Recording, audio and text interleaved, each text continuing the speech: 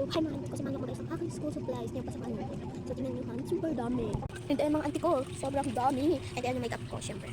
And dito natin ilalagay ang ating school supplies. Actually, ginamit ko pa siya nung grade 6 ako. Ay, ito na. So, mapapansin nyo parang may may warak-warak.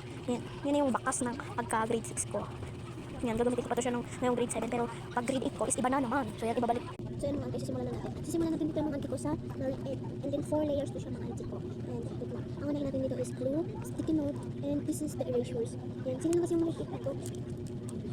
Kapag namopen to, ito sana mga auntie ko siya pa dito. Kasi maliit kasi yung space na ito dito sa loob. Kaya hindi siya kasya. Huwag naman yung natin mga bish. Hindi siya kasya. Hindi siya kasya. Anong dito? Ito. Hindi. Kasya mga auntie ko. Hindi. Kasya. Ayusin ko lang. Ayan. Ayos ko naman siya mga auntie ko. Amazing. And dito na tayo sa second layer. Ito ang, dito ang ating mga ball pens. Dito ang ating ano. Yan. And dito ang ating color pencil. So, first step natin is ang color pencil. Dito natin siya lalagay. And ito. Ball pen. Lapis. And exam pen. Actually, nahihirapan natin kasi ito is yung sa lapis. Yan, go. Okay, mga auntie ko.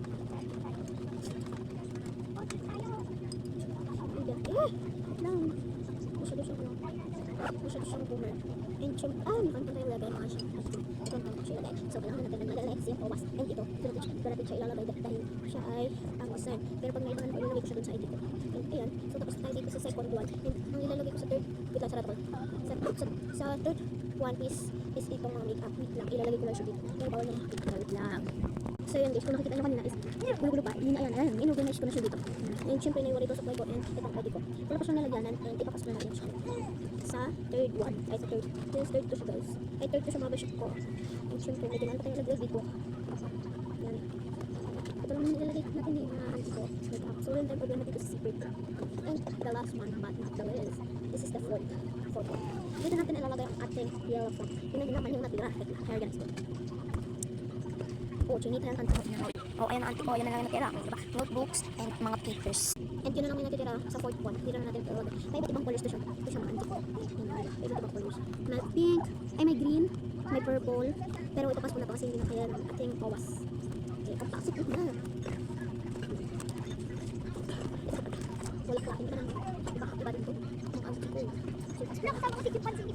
Oh my god, alam mo ba siya? Sorry kaya, ayos na sa'yo.